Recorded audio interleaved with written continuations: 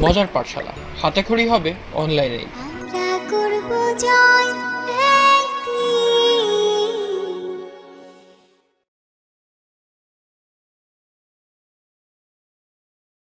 প্রিয় শিক্ষার্থীবৃন্দগণ, আমরা আজকে আলোচনা করব ফিনান্স ব্যাংকিং এর আরো একটি নতুন অধ্যায় নিয়ে, অর্থাৎ অধ্যায়ের নাম হচ্ছে বাণিজ্যিক ব্যাংক। তো আসলে বাণিজ্যিক ব্যাংকটা কি জিনিস আমি অনেকবার তোমাদের মাঝে আলোচনা করেছি বিগত পাঠে। তো বাণিজ্যিক ব্যাংকটা কি আমি আবারও বলি যে ব্যাংকের মূল উদ্দেশ্য হচ্ছে কিন্তু মুনাফা অর্জন করা, অর্থাৎ মুনাফা কি যে ব্যাংক মানুষের আমানত গ্রহণ করে এবং ঋণ প্রদান করে তাকে আমরা কি বলি, বাণিজ্যিক ব্যাংক বলি। কিন্তু এই ব্যাংকে কিন্তু অবশ্যই কিছু নির্দিষ্ট পরিমাণ মুনাফা লাভ করে কিংবা অর্জন করে। সেটা কিভাবে? সেটা হতে পারে যে নির্দিষ্ট কিছু সুদের মাধ্যমে। তো কি বিষয়টা এমন যে বাণিজ্যিক ব্যাংকটা এমন করে যে কিছু পরিমাণ আমানত গ্রহণ করে মানুষের কাছ থেকে নির্দিষ্ট পরিমাণ সুদে। তো সেটাকে আবার কি করে, বিনিয়োগ করে ওটার থেকে আবার কিছু পরিমাণ সুদ পায়, যে আয়টা আসে সেখান থেকে ওই আমানতকারীকে কিছুটা দেয় আর বাকিটা ব্যাংক কিন্তু গ্রহণ করে। তো এটাই হচ্ছে বাণিজ্যিক ব্যাংক। আর বাণিজ্যিক ব্যাংকের উদ্দেশ্যগুলো আমি এই পাশে লিখে দিয়েছি সংক্ষিপ্ত আকারে, তো এটাই আলোচনা করব এখন। তো বাণিজ্যিক ব্যাংকের আসলে মূল উদ্দেশ্যগুলোর মধ্যে সর্বপ্রথম যেটি পড়েছে সেটি হচ্ছে মুনাফা অর্জন। তো আমি আগেই বললাম যে সব ব্যাংকেরই কাজ কিন্তু মুনাফা অর্জন। তা না হলে, মুনাফা অর্জন যদি না হয় তাহলে কিন্তু তাদের যে কর্মচারী কর্মকর্তাগণ তারা কিন্তু এমনি এমনি কাজ করবে না। তো মুনাফা অর্জনটা কেন? তো ব্যাংকের মূল উদ্দেশ্যই হচ্ছে মুনাফা অর্জন এবং তার পাশাপাশি জনকল্যাণ, জনসেবা। তো এই জন্য মুনাফা অর্জনটা সর্বপ্রথম। তারপরে মূলধন গঠন। বাণিজ্যিক ব্যাংকের উদ্দেশ্য হচ্ছে কিন্তু যেমনি নিজেদের মূলধনটা গঠন করা, তেমনি অন্যের মূলধনটাও কিন্তু গঠন করে দেয় এই ব্যাংক। সেটা কিভাবে? ব্যাংক আমানতকারী কি করে, অতিরিক্ত যে সম্পত্তি সেটা কিন্তু গ্রহণ করে এবং সেটাকে বিনিয়োগ করে, অন্য জায়গায় বিনিয়োগ করে কিন্তু ব্যাংক একটা আয় করে। সেখান থেকে যে অতিরিক্ত যে আমানতকারীর থেকে যে অতিরিক্ত আমানতটা নিচ্ছে সেটা কিন্তু একদিক দিয়ে ব্যাংকের মূলধন গঠন হচ্ছে, আবার ওই টাকাটা আবার কাউকে ঋণ প্রদান করছে। তো ঋণ প্রদান করার ক্ষেত্রে ওই যে ঋণ প্রদানকারী তারও কিন্তু মূলধন গঠন করে দিচ্ছে। তারপর যেটি আসলো যে বিনিময়ের মাধ্যম হিসাবে কাজ করে। বিনিময়ের মাধ্যম, তো বিনিময়ের মাধ্যম কি করে? এই যে ব্যাংকটা কিন্তু নগদ কিছু নিয়ে নেয়, অর্থাৎ সম্পত্তি নেয়, টাকা পয়সা নেয়।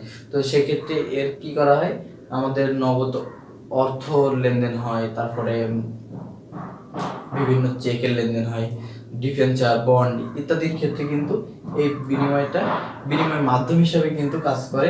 তারপর যেটি আসছে ঋণ গ্রহণের সহযোগিতা। তো এই যে ব্যাংক কি করে, যে আমানতকারীর টাকা নিয়ে কিন্তু ওই টাকা আবার বিনিয়োগ করে ঋণ হিসাবে। তো এই যে আমানতকারী যারা তাদের নিজেদের চাহিদার পরবর্তী যে অংশটুকু ব্যাংকে জমা রাখে সেটাকে আবার ঋণ হিসাবে এই ব্যাংকগুলো কি করে, বিনিয়োগ করার পরে আমার সেই টাকাটা পরবর্তী মানুষের ঋণ গ্রহণের সহযোগিতা করে। তো তারপরে বলছে পরিকল্পনা বাস্তবায়ন করে। তো একটি কোম্পানি যখন তার মূলধন না থাকে তার ব্যবসা কিন্তু বেড়ে যায়, বাট তখন সে কি করে, ওই যে অর্থটা সেটা মূলধন হিসাবে ব্যাংক থেকে নেয়। তো ব্যাংক থেকে নেওয়ার পরে তাদের যে পরিকল্পনা আছে সেই পরিকল্পনা অনুযায়ী সেই অর্থটা কিন্তু বিনিয়োগ করতে পারে। এজন্য বলছে যে পরিকল্পনা বাস্তবায়ন হচ্ছে বাণিজ্যিক ব্যাংকের একটি উদ্দেশ্য। তারপরে সম্পদের সুষ্ঠু ব্যবহার। এখন আমার সম্পদ আছে, উদ্যোক্তা আছে, কিন্তু নগদ অর্থটা নাই, তাহলে কি আমরা ব্যবসা করতে পারবো না। সেক্ষেত্রে এই যে বাণিজ্যিক ব্যাংক যখন ঋণ প্রদান করে তখন কিন্তু এই যে সম্পদ আছে, উদ্যোক্তা আছে, সবকিছু আছে, সেটার কিন্তু একটা সুষ্ঠু ব্যবহার হয়। তারপরে বলছে কর্মসংস্থান সৃষ্টি। তো কিভাবে কর্মসংস্থান সৃষ্টি এভাবে যে ওই যে ব্যবসা প্রতিষ্ঠানটা যখন স্টার্ট করতেছে তখন কিন্তু ওই ব্যবসা প্রতিষ্ঠানটা একজন মাত্র ব্যক্তি দিয়ে কিন্তু চালানো সম্ভব না। সেক্ষেত্রে কিন্তু আমাদের অনেকগুলো কর্মকর্তাগণ ওই ব্যবসায় কিন্তু কাজ করতে পারে কিংবা ওই উৎপাদন প্রতিষ্ঠানে কিন্তু কাজ করতে পারে। তো সেক্ষেত্রে কিন্তু কর্মসংস্থানের একটা সৃষ্টি হচ্ছে। তারপর যেটা হচ্ছে ধনী গরিবের বৈষম্য হ্রাস, অর্থাৎ ব্যাংক কিন্তু ধনী বা গরিবকে দেখে না, সে কিন্তু আমানত গ্রহণ করে এবং কি করে নির্দিষ্ট সময় অনুযায়ী সেই টাকাটা কি করে প্রদান করে, মানে ঋণ হিসাবে প্রদান করে। সেক্ষেত্রে কি হয়, সে একজন ধনী ব্যক্তি হোক আর গরিব ব্যক্তি হোক, গরিব ব্যক্তিকেও কিন্তু সে ঋণ প্রদান করে থাকে ব্যাংক। তো যখন ব্যাংক গরিবকে ঋণ প্রদান করছে তখন কিন্তু সেই গরিব ব্যক্তি, অর্থাৎ সেই গরিব ব্যক্তি কি করে, সেই ব্যবসাটা পরিচালনা করতে পারে, কোনো একটা ব্যবসা কিংবা কোনোভাবে মূলধন বিনিয়োগ করে।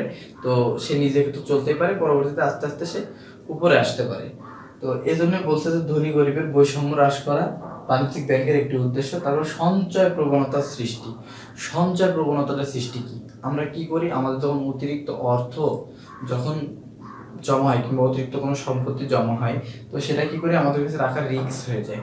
তো আমরা কি করি, সেটাকে সঞ্চয় করতে চাই। সঞ্চয় করে রাখতে গেলে আমাদের কি করতে হয়, দেখা যাচ্ছে আমি নগদ টাকার কথা বলি, যদি আমার কাছে 500 টাকা এখন থাকে, তাহলে আমি যদি সেটা সঞ্চয় করতে আমার নিজের কাছে রাখি, তাহলে কিন্তু যে কোনো সময় খরচ করতে পারি। তো ব্যাংক সেটা কি করে, একটা নির্দিষ্ট সময়ের জন্য নিয়েও নেয়, আবার অনেক সময় তখন ফেরত চাইলেই ফেরত দিবে, কিন্তু ব্যাংকে রাখলে সেটা সঞ্চয় প্রবণতাটা একটু বৃদ্ধি পায়। এই জন্য সঞ্চয় প্রবণতা সৃষ্টি করা বাণিজ্যিক ব্যাংকের একটু উদ্দেশ্য। তারপর নিরাপত্তা। আমাদের যে অর্থ করি, সম্পদ, এগুলো কি করি, আমরা বাণিজ্যিক ব্যাংকের কাছে জমা রাখি। কেন, এটার একটা নিরাপত্তাটা ভালো। কেননা আমার নিজে যদি নগদ টাকার কথা বলি, যে আমার কাছে 5 লক্ষ টাকা আছে, তাহলে কিন্তু আমি নিয়ে বেড়াতে চলতে ফিরতে সমস্যা হবে। যে ওই টাকাটা আমার ঘরে থাকলে যে কোনো সময় কিন্তু যে কোনোভাবে একটা ক্ষয়ক্ষতি হতে পারে, কিন্তু ব্যাংকের কাছে থাকলে সেই নিরাপত্তাটা ব্যাংক প্রদান করে। যদি কোনো ক্ষতি হয়ও, তো সেই নিরাপত্তাটা ব্যাংক পুষিয়ে দিবে। তারপর যেটা হলো অর্থনৈতিক স্থিতিশীলতা। তো অর্থনৈতিক স্থিতিশীলতাটা বলতে বোঝাচ্ছে যে অর্থের যে সামঞ্জস্যতা, সেটা কিন্তু বজায় রাখে এই ব্যাংকগুলো, বাণিজ্যিক ব্যাংক। অর্থাৎ কেন্দ্রীয় ব্যাংকের সাথে যে মুনাফার সম্পর্ক, সেটা কিন্তু বাণিজ্যিক ব্যাংকটা অর্থনৈতিক স্থিতিশীলতা বজায় রাখে। শিল্প ও বাণিজ্যের উন্নয়ন। তো এই যে যখন এই শিল্প ও বাণিজ্যগুলো আমরা করি, তখন কি হয়, আমাদের কিন্তু বিনিয়োগ করতে হয়। তো সেই বিনিয়োগের ক্ষেত্রে কিন্তু ঋণগুলো আমাদের সবচেয়ে বড় মূলধন হিসাবে কাজ করে।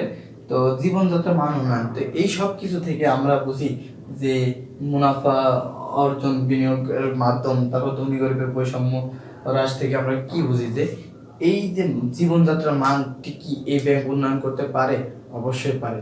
কেননা এই ব্যাংক মানুষের আমানতকে গ্রহণ করছে, যেটা তাদের এমন হতে পারে যে তাদের যে অতিরিক্ত টাকাটা, সেটা তাদের জন্য ক্ষতির কারণ হতে পারে।